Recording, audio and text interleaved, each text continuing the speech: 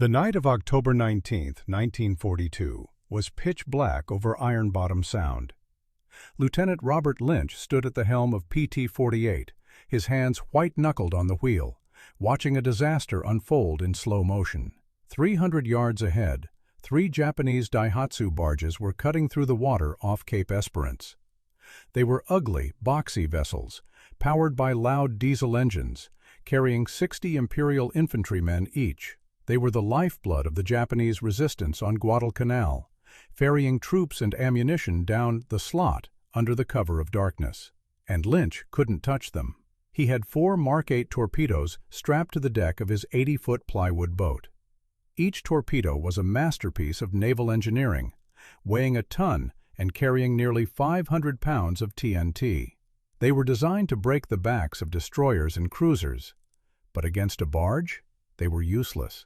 The barges drew only 5 feet of water. The torpedoes ran at a minimum depth of 10 feet. Lynch had watched in agonizing frustration as his torpedoes, weapons that cost thousands of dollars, slid harmlessly underneath the Japanese hulls, disappearing into the dark. When he ordered his gunners to open up with the twin 50-caliber machine guns, the situation got worse. The Daihatsu barges were armored with steel plates. The American heavy machine gun rounds simply sparked off the metal, ricocheting into the night like angry fireflies. In return, the Japanese crews racked back the bolts on their Type 92 heavy machine guns and hammered the PT boat. Wood splintered. Men screamed. Lynch had to pull back, his boat perforated, his ego bruised, and his mission a failure. This was the reality of the barge war in October 1942. The Tokyo Express was running on schedule, and the U.S. Navy's Mosquito fleet was powerless to stop it. The mathematics of the engagement were broken. You cannot sink a 5-foot draft boat with a 10-foot depth torpedo, and you cannot penetrate plate steel with machine guns designed to shoot down canvas airplanes. Squadron 3 had already lost 6 boats. 17 sailors were dead. The commanders at Tulagi were desperate. They had tried lashing single-shot 37mm anti-tank guns to the decks, clunky Army weapons with the wheels removed, but the rate of fire was pathetic. 1 shot, reload. 1 shot, reload. In a firefight at 30 knots, it was a death sentence. Lieutenant Lynch knew that if they didn't find a solution, the Japanese would reinforce Guadalcanal until the Marines on the island were overrun. He needed a weapon that didn't exist in the Navy inventory. He needed an automatic cannon that could punch through armor and fire fast enough to track a moving target. The next morning, Lynch didn't go to the naval depot. He took a jeep to Henderson Field. The captured airstrip was a chaotic mess of mud, bomb craters, and wrecked aircraft. It was a graveyard of American air power. Dozens of P-39 Airacobras lay rotting in the tropical sun. The P-39 was a controversial fighter plane, unloved by pilots for its poor high-altitude performance and strange design. The engine wasn't in the nose, it was behind the cockpit. This unique layout allowed the engineers at Bell Aircraft to shove something massive through the propeller hub, an Oldsmobile M4 37mm automatic cannon. Lynch stood over the wreckage of a P-39 that had nosed over into the coral. The propeller was bent, the wings were shredded, but protruding from the spinner was the weapon he had been dreaming of. The M4 cannon fired high-explosive shells at 150 rounds per minute. It was fed by a 30-round horseshoe-shaped magazine. It was designed to blow apart bombers and light tanks. Lynch looked at the cannon, then looked at the water where his wooden boat waited. He turned to the mechanics he had brought with him. He didn't have orders. He didn't have permission. He just had a question. "Can we get that thing off the plane?" The salvage operation began at 1400 hours. It was hot, humid, and frantic. There were no manuals for stripping a cannon out of a crashed plane in the middle of a jungle war zone. Technical Sergeant James Coogan, an aircraft armorer who knew the P-39 inside and out, took lead. The work was brutal. The mounting bolts had seized in the tropical heat. The hydraulic fluid in the recoil systems had turned into sludge. Coogan and his team didn't have penetrating oil, so they doused the rusted bolts in aviation gasoline and prayed they wouldn't strip the threads. They worked with crescent wrenches and cutting torches, fighting against time. Darkness came early in the Solomons, and with it came the Japanese bombers. It took 2 hours of swearing and sweating to wrestle the first cannon free. The entire assembly, the gun, the hydraulic recoil cylinder, and the feed mechanism, weighed nearly 300 pounds. It was a dead weight of greasy steel. By sunset, they had liberated 3 cannons. They loaded them onto a 6x6 truck and bounced down the Coral Road to the machine shop. But stealing the guns was the easy part. Mounting an aircraft cannon on a boat was an engineering nightmare. In a plane, the gun is bolted to the engine block, which absorbs the violent recoil. On a PT boat, there was nothing but a plywood deck. If they just bolted the gun down, the first shot would likely rip the weapon free and send it flying backward into the chart house. They needed a mount that could dampen the recoil, rotate 360 degrees, and withstand the pounding of the ocean. Chief Machinist's mate Donald Frey looked at the salvaged gun lying on the concrete floor of the shop. He had no blueprints. He had a grease pencil and a scrap heap. In 40 minutes, Frey sketched a design that was ugly, crude, and brilliant. He found a 12-inch steel plate for the base. He scavenged heavy pipe for the pedestal. For the rotating mechanism, he cut pieces from the landing gear of destroyed aircraft, using the hardened steel to create a bearing surface. The welding began at 1815. The shop's diesel generator was dying, coughing and sputtering, forcing the welders to work in 5-minute bursts to avoid tripping the breakers. The arc light flickered in the dark shed, casting long shadows against the corrugated metal walls. It was a scene of industrial desperation. The welds weren't pretty, thick, beaded scars of metal, but they were strong. Frey machined the rotating collar by eye, filing down the rough spots until the heavy gun could swing left and right without binding. By 2100 hours, they had a mount. It looked like a piece of farm equipment welded by a madman, but it held the gun. The convoy moved to the docks under the cover of a moonless night.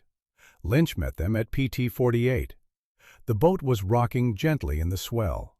The crew looked at the contraption in the back of the truck, a rusted, oil-soaked aircraft gun welded to a pipe, and then looked at their commander. Lynch didn't offer a speech. He just pointed to the bow. "Drill the holes," he said. Installing the beast required drilling through the 3/4-inch plywood deck and into the oak frames below. They used a hand-crank drill, sweating through their shirts as they bored into the hardwood. It took 2 hours to set the 4 heavy bolts. When they finally hoisted the cannon onto the mount, the boat dipped slightly at the bow. It fit, just barely. The heavy breech mechanism sat chest-high. The barrel extended over the prow, menacing and oversized. There was one final, glaring problem: ammunition. The P-39 fed its ammo from a specialized bay behind the cockpit. PT-48 had no such thing. The magazines were heavy, awkward, horseshoe-shaped drums that weighed 40 pounds fully loaded.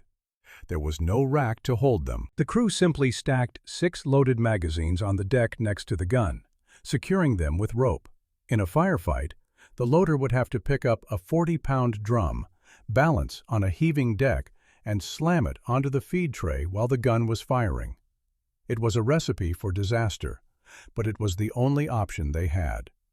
At 0200 second on October 21st, PT-48 was ready, or at least as ready as it would ever be. The gun had never been test-fired. They didn't know if the recoil would crack the hull. They didn't know if the salt spray would jam the mechanism. They didn't know if the mount would shear off when the boat hit a wake at 40 knots. All they knew was that the Tokyo Express was running tonight, and for the first time, they had a weapon that could hurt it. Gunner's mate Harold Mitchell climbed onto the bow. He was a machine gunner by trade. He had never fired a cannon in his life. Coogan gave him a 30-second tutorial on the dock. "This is the charging handle. This is the trigger. If it jams, kick it." Mitchell strapped himself to the makeshift mount, checked the safety, and nodded to Lynch.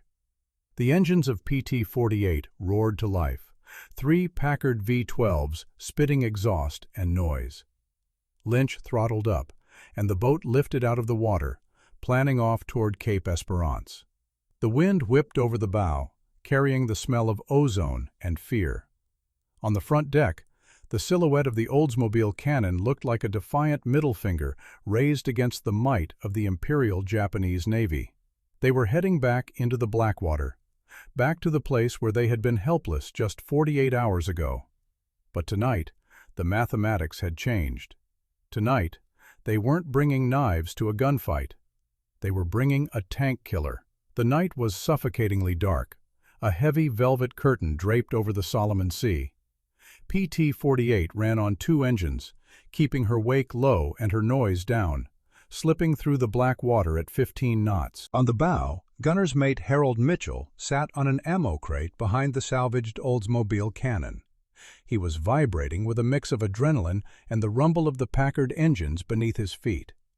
Beside him, 6 heavy horseshoe magazines were stacked on the damp plywood deck, secured only by hope and a length of manila rope. He ran his hand over the cold steel of the breech. The weapon smelled of aviation grease and sea salt. It didn't belong here. It belonged on a fighter plane at 10,000 feet, not strapped to a boat floating on a hostile ocean. At 23:55, the radar operator's voice crackled over the intercom, tight and urgent. Surface contacts, bearing 320, range 4,000 yards. Lieutenant Lynch adjusted his grip on the wheel. He didn't throttle up yet. He let the boat drift closer, stalking the prey. Through his binoculars, the shapes resolved against the slightly lighter horizon. 4 Daihatsu barges, moving in a line, heavy with troops and supplies. They were sitting low in the water, armored and dangerous. In any previous patrol, this would have been the moment Lynch turned away or launched a hopeless long-range torpedo salvo. Tonight, he turned the wheel toward them. "Stand by," Lynch ordered. He pushed the throttles forward. The bow lifted. The distance closed rapidly. 3,000 yards. 2,000. At 1,000 yards, the Japanese spotted them. The lead barge's Type 92 heavy machine gun opened up, sending lines of red tracers skipping across the water. The rounds hissed past PT-48, searching for the fuel tanks. This was the terrifying reality of PT combat. Plywood offers no protection against machine gun fire. You survive by killing the other guy first. "Open fire!" Lynch shouted. Mitchell squeezed the trigger. The 37mm cannon didn't just fire, it roared. The muzzle flash was blinding, a strobe light that illuminated the entire forward deck in harsh white pulses. The recoil slammed the gun backward against the hydraulic stops, and for a terrifying second, the plywood deck flexed under the strain. But the mount held. The welds held. The cannon began to cycle at 150 rounds per minute. Thump, thump, thump, thump. High explosive shells screamed across the 800 yards of open water. The first 3 rounds hit the lead barge at the waterline. On a normal night, 50 caliber rounds would have bounced off the steel armor. These shells did not bounce. They punched through the plating like a hole punch through paper. The 4th round detonated inside the troop compartment. A ball of orange fire erupted from the center of the barge as the fuel stores ignited. The explosion was absolute. 1 second, there was a 60-foot armored vessel. The next, there was a burning wreck sinking by the bow. "Reload!" Mitchell screamed, his voice lost in the wind. The gun had chewed through the 30-round magazine in 12 seconds. He yanked the empty drum off the feed tray and tossed it aside. He grabbed the second 40-pound magazine from the deck, his muscles straining as he swung the heavy steel horseshoe into place. It took 8 seconds. In a firefight, 8 seconds is an eternity. Tracers from the second barge were hammering the water around them. Mitchell slammed the magazine home and racked the charging handle. He swung the heavy gun toward the second barge, fighting the friction of the makeshift mount. The heat of the barrel was already expanding the metal collar, making it stick. He put his shoulder into it, forcing the gun onto the target, and opened fire again. The second barge tried to turn, exposing its broadside. Mitchell walked the rounds from stern to bow. The 22nd shell found the ammunition stores. The barge didn't just burn, it disintegrated. A column of white-hot debris shot into the night sky, followed by a shockwave that rattled the teeth of everyone on PT-48. The remaining barges scattered, fleeing into the darkness toward the shore. But the message had been delivered. PT-48 turned for home, her deck littered with empty shell casings, her crew deafened but victorious. Lynch radioed Tulagi. The report was short, but it changed everything. Cannon effective, 2 targets destroyed, no damage to boat. By 0300, the word had spread through the squadron like a fever. Every PT boat skipper wanted a cannon. They didn't care that it was unauthorized. They didn't care that it was ugly. They cared that it killed barges. The salvage operation at Henderson Field shifted into high gear. It became a systematic stripping of the graveyard. Crews swarmed the wrecked P-39s, removing 21 cannons in total. They stripped 17 for immediate use and kept 4 for spare parts. The learning curve was steep. The first mounts were crude, but Chief Machinist's mate Donald Frey refined the design, adding bronze bushings scavenged from aircraft wheels to make the gun rotate smoothly. But the real bottleneck was ammunition. The M4 cannon was a hungry beast. A single engagement could burn through 90 rounds. The magazines had to be loaded by hand, 1 shell at a time, a process that took 8 minutes per drum. The armory at Henderson Field became a 24-hour factory with sailors working in shifts, blistered fingers pressing 37mm shells into the spring-loaded clips, trying to feed the insatiable appetite of the Barge Busters. The Japanese noticed. Within a week, radio intercepts picked up a new phrase from the enemy barge commanders. They were reporting attacks by demon boats armed with aircraft guns. The psychological impact was devastating. The Tokyo Express, once a safe run for armored barges, had become a suicide mission. The PT boats were no longer pests, they were predators. They stopped launching torpedoes from a mile away and started closing to 400 yards, engaging in brutal, close-range brawls where the 37mm high-explosive rounds shredded steel and wood alike. On November 18th, the squadron commander sent a confidential dispatch to the Bureau of Ordnance in Washington. It was a gamble. He was officially reporting that his crews had modified Navy vessels with stolen Army Air Corps property. He included blueprints of the improvised mount and the combat statistics. 14 barges destroyed in 8 patrols with 0 boat losses. In any other war, in any other branch, this might have resulted in a court-martial. But the Navy needed a win. On December 7, 1942, 1 year to the day after Pearl Harbor, the Bureau authorized the modification. They didn't just approve it, they ordered a factory in Rhode Island to start mass-producing the mounts. But factories take time, and the war wouldn't wait.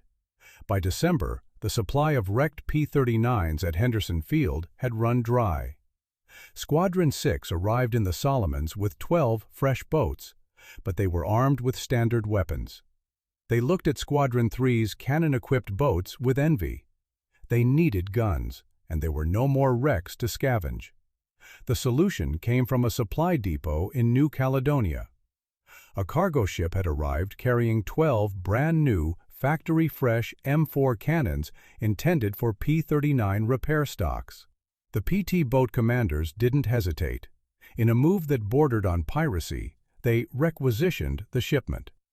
A PBY Catalina flying boat flew the crates directly to Tulagi. These weren't rusted, salt-corroded guns ripped from dead planes. These were pristine weapons still packed in cosmoline. When Squadron 6 mounted them, they worked flawlessly. The field modification had become the standard. As the war moved north, the weapon evolved. The Bureau of Ordnance realized that while the aircraft cannon was good, A purpose-built naval gun would be better. They developed the M9, a longer, heavier beast manufactured by Colt. It fired the same shell, but with a higher muzzle velocity, extending the effective range to 1,000 yards. By 1944, PT boats were rolling off the assembly lines in New Jersey and New Orleans with 37mm cannons installed at the factory. The wooden boats had transformed from torpedo launchers into heavily armed gunboats, bristling with automatic cannons, rockets, and heavy machine guns. The effectiveness of the weapon was undeniable. Post-war analysis painted a stark picture of the difference one gun could make. Before the cannon, PT boats destroyed an average of 0.3 barges per patrol. With the cannon, that number jumped to 1.8. More importantly, American casualties dropped by 60%. The 37mm allowed the crews to stand off and hammer the enemy from a distance where the Japanese machine guns were ineffective.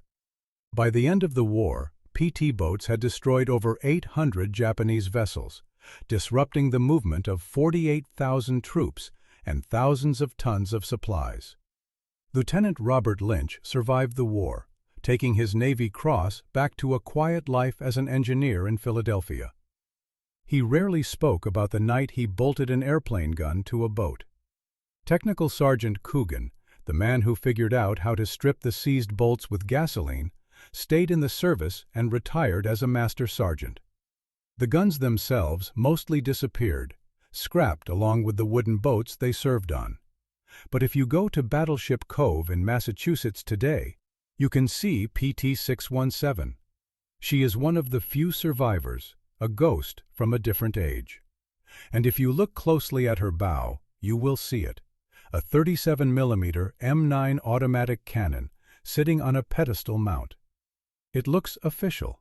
It looks professional. It looks like it belongs there. But it is a monument to desperation.